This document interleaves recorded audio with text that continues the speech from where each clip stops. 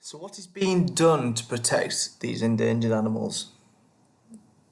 So the first thing that we do is we discover. So we try to study the species or the animal. So we study where it lives, what are the dangers, or why is this animal in danger? And we also try to identify how many individuals, so how many of this species or animal are there left in the wild.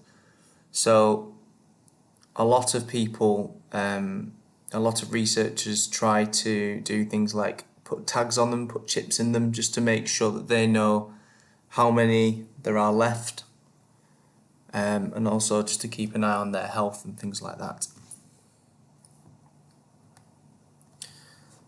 We protect.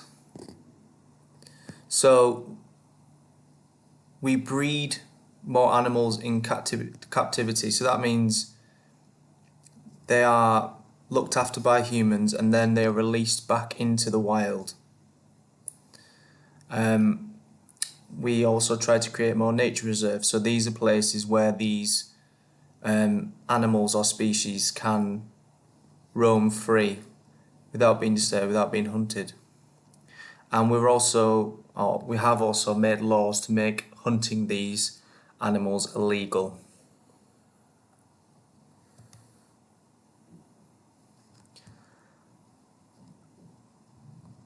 A lot of us don't actually know which animals are endangered, and so this final point of taking action is that people who study these animals